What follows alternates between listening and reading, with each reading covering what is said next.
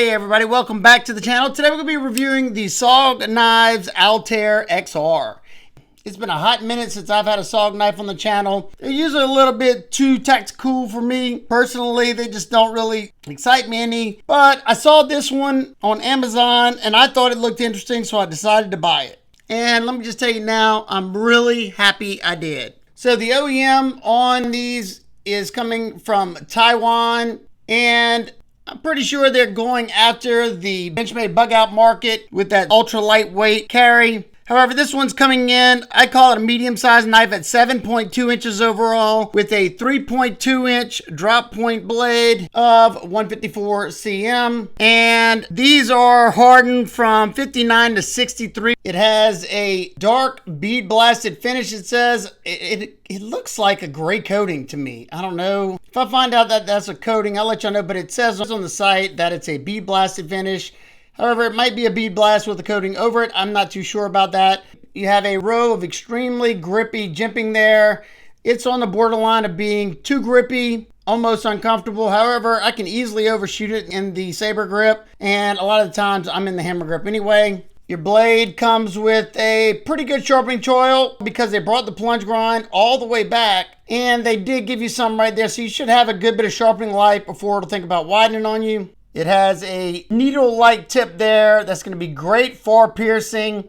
It is a little bit high to do the drag cuts. I mean, if you wanted to, you can, but you're going to have to come up fairly high. I usually just go ahead and use that belly, but if you really need to make an intricate cut, you could definitely do that. So there's a few things that got me excited about this one right away. So first off, you have this nice full flat grind, which I like a good full flat grind, and I love a good deep hollow grind. Then I noticed how incredibly thin that blade stock is. That's coming in at 0.08. I think that's even thinner than a Benchmade Bugout. So that paired with a full flat grind that comes down to around 18 thousandths behind the edge. Then they topped it off by putting a 16 degrees per side edge bevel on it, at least on mine. So as long as this one's sharp, this thing should perform very, very well. Let's find out.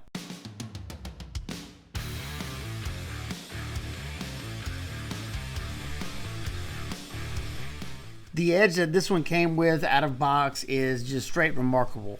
Not to mention the geometry on this blade. This is what I like to see. I mean, after the first slicing just to the cardboard, it kind of sounded like a knife that is incredibly sharp when you slice through, like say phone book paper, how quiet it is. It was so effortless. And there's no doubt about it. This blade right here puts my Benchmade Bugout to shame as far as slicing capabilities, because it has it all. It has a thin blade stock, it has a full flat grind that comes down nice and thin, and a thin edge bevel. The Bugout doesn't have most of that stuff. The only thing the Bugout has going for it is a thin blade, which it's not as thin as this one. So if you're looking for the performance, man, this one is wow. That's all I can say is wow. Now I'm pushing pretty hard into that wood. It was comfortable. I did notice that the scales, when I'm squeezing hard, do flex a little bit. Kind of could pinch you depending on how hard you're squeezing. But I'm going to tell you now, I was trying to break those scales just to see how tough they were. They made it perfectly. And when I got to this 1/2-inch sisal rope, this is where I could truly see how sharp and how much bite this one had. This was some of the easiest sisal rope cutting I've done with a folder in quite some time. I can't even recall the last time I used a folder, especially at this price point, that sliced this stuff so well. Absolutely amazing. I wish a quarter of my knives that I test on this channel perform like this one. I mean, I enjoyed this so much. I guess I'm gonna have to try out a couple other SOGs. There's a few that I kind of like the look of. I don't know. Sometimes they just bring them too weird looking. They put too much color, or they got to make them look too tactical, and that's just not my thing. But this one was the closest to just a normal looking knife, besides the strange colors on this one. Blue's my favorite color, so whatever. But I really wish you could feel how easy compared to some of the other knives. You know, every knife I tested with alongside of this one, they didn't hold a candle to this. And I'll be 100% honest. I didn't expect that from SOG. It's been so long. I think the last SOG that I've actually reviewed is the Terminus XR when it first came out. Yeah, that's been a long time ago. I've had a couple that I've just unboxed or had first impressions with, but haven't reviewed any of them just because they just, I don't know. And I didn't think any of y'all really wanted to see them, but when I showed this one in the first impressions, I had a bunch of y'all in the comments saying, please review it, please review it. So I obliged. You know, I want to give y'all what y'all want to see, and I'm glad. I mean, I had no idea I was going to get what I got here.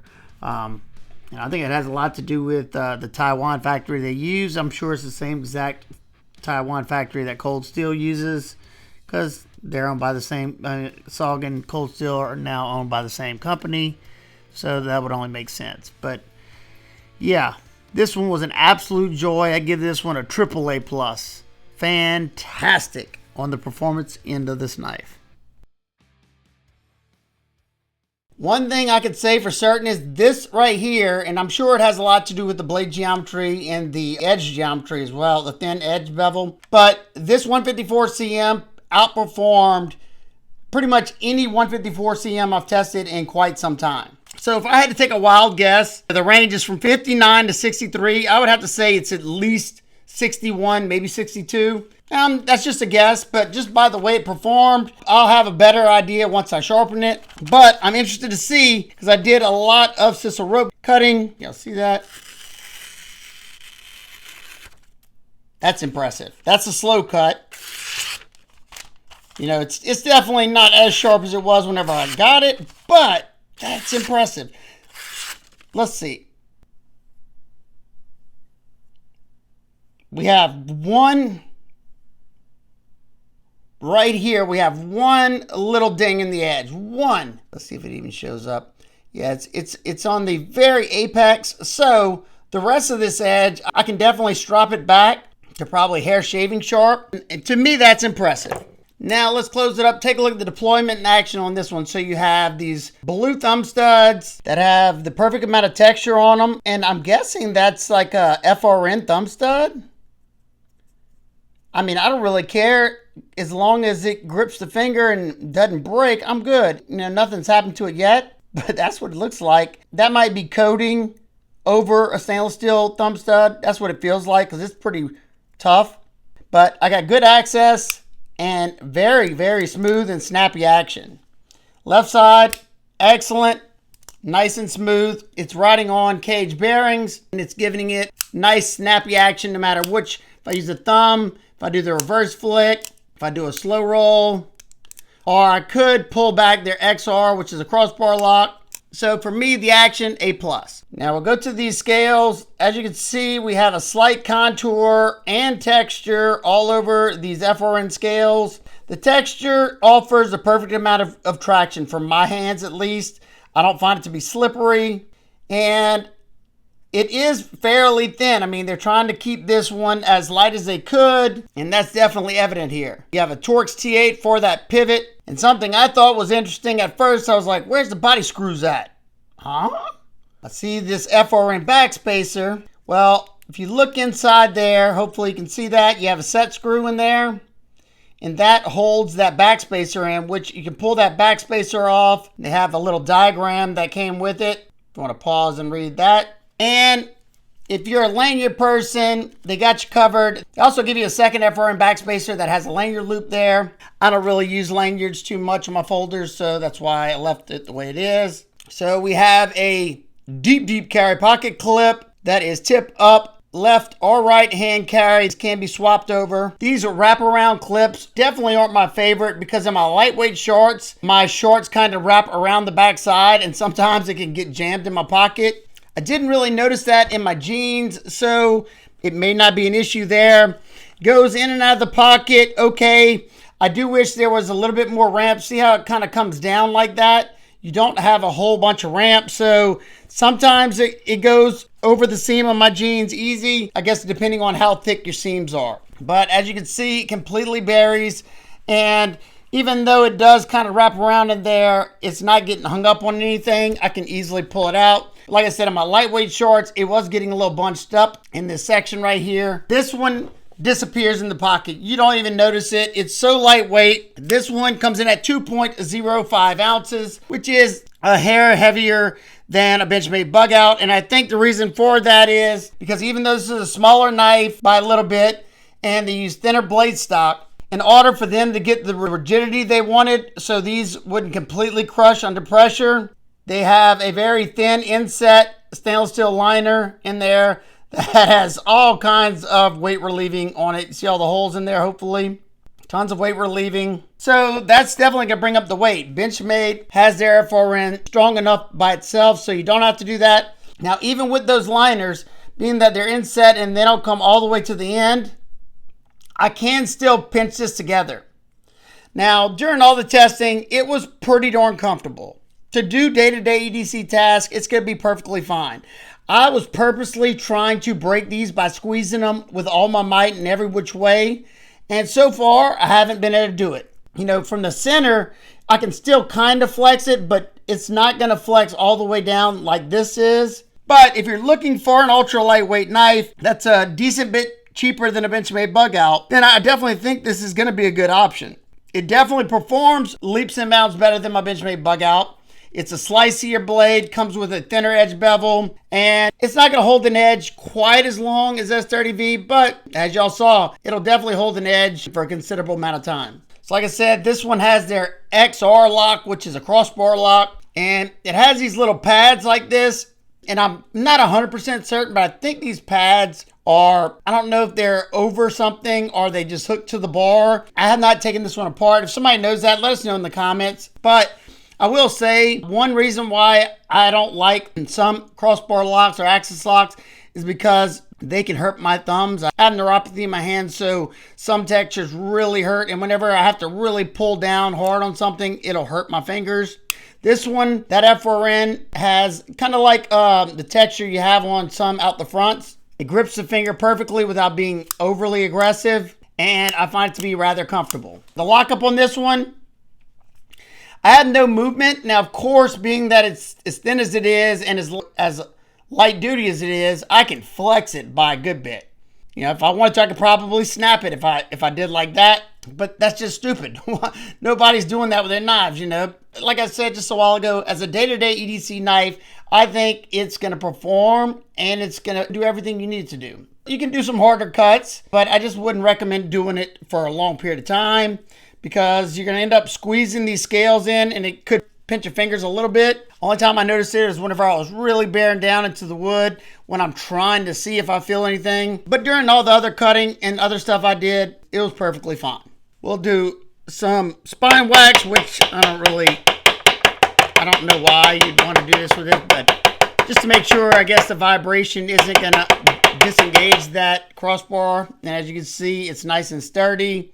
No movement in up or down or left or right. Like I said, I can just flex left or right. That's about it. No movement in the actual pivot. Now for some quick size comparisons. As you can see, it's a good bit smaller than the Altair Rat 1, and it's just a hair longer than the Rat 2. And it's just a little smaller than the Benchmade Bugout, and it's very similar in overall length to the Spyderco Power 3. However, it has a good bit more cutting edge than the Power 3. And it's just a little shorter than the Hogue Deca, and it's very similar in length to the Kaiser Drop Bear.